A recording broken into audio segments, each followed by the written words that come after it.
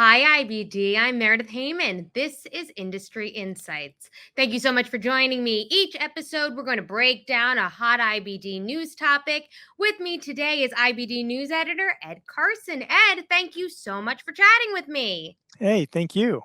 I'm so glad you have the energy to do so. Unlike you see where I'm going? You see where I'm I, going?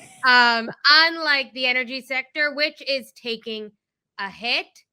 Ed, I'm going to you. What's going on there? it seems like we're running out of gas, or maybe actually the opposite. Uh, what's happening is that oil prices seem to be finally coming down as there's signs that demand is weakening. Supply has been very limited because of a lot of OPEC cuts, and OPEC actually, continued some of those cuts today. But gasoline demand has started to weaken over the last few weeks. Gasoline futures actually peaked a couple of months ago, and we weren't seeing it at the pump because it takes a few weeks for that stuff to get, bought there, and then it actually gets to the pump. But that's starting to come down, and yeah, so it's taking a toll on oil prices, and that's taking a toll on oil stocks.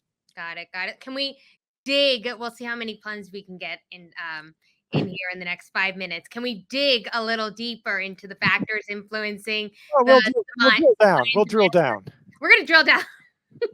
Hey, take your turn. Wait your turn. All right, drilling down, digging deeper. The factors that are influencing the supply and demand side of the oil.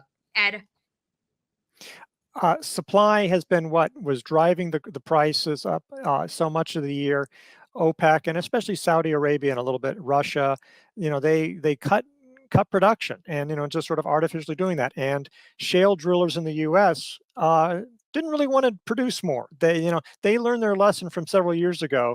If you start producing too much, then the price falls and they lose money. I mean, that's what happened several years ago. So they're just sort of enjoying the higher prices. So they're not stepping up. So the supply side, that was where that was. And so demand may have been a little bit weaker, but supply was so tight, wasn't affecting it. But now it seems like demand is finally weakening enough. And we also have to keep the global picture. Europe is sort of slumping. China's not doing that well. And so if US gasoline demand starts slowing, it's really hard to overcome that. And you're finally seeing prices come down on the crude oil, on gasoline for those reasons. And how is this hit impacting different industry groups within the energy sector? It's pretty much across the board. You're seeing it a lot. It's the traditional energy producers are coming down, but they also didn't come up as much, so they're not maybe getting hit as much. It's more the leverage things like drillers and machinery, oil field services, because they really benefit from higher prices, because those higher prices will, to some extent, encourage more drilling, more services that are needed. Mm-hmm. And if the prices fall down just a little bit, all of a sudden their demand and their pricing can fall quite a bit. Another sector that's really getting hit recently is the refiners.